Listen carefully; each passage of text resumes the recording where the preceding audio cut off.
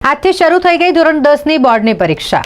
પરીક્ષાર્થીઓ પરીક્ષા આપવા માટે પરીક્ષા કેન્દ્રો પર પહોંચી રહ્યા છે। તેવામાં વડોદરા શહેરનો એક એવો વિદ્યાર્થી કે જેનો અકસ્માત સર્જાયો છે, તે છતાંય આ વિદ્યાર્થી પરીક્ષા આપવા માટે પહોંચ્યો છે। કેશવ માછી ધોરણ 10ની બોર્ડની પરીક્ષાનું આજે પ્રથમ ભાષાનું એટલે કે ગુજરાતીનું પેપર છે અને તેવામાં કેશવ માછી કે જે પગે ચાલી નથી શકતો સરખું, તે વોકર લઈને પરીક્ષા કેન્દ્ર પર પહોંચ્યો અને પરીક્ષા આપવા માટે તે અહીં હાજર રહ્યો છે।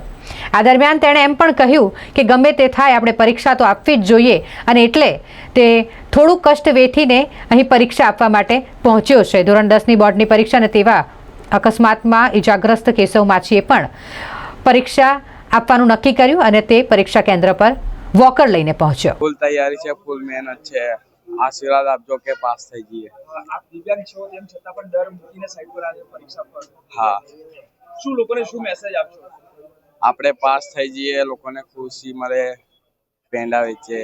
કેટલી તૈયારી કરી છે આપણે તૈયારી ફૂલ મહેનત કરી છે, પાસ થઈ જવાશે? પાસ થઈ જવાશે બિંદાસ આરામથી। ડર લાગી રહ્યો છે? ના। બોર્ડની એક્ઝામ પહેલી વાર કરી છે? ના, બિલકુલ નહીં। શું નામ આપણું? કેશવ માછી, કેશવ માછી, કેશવ।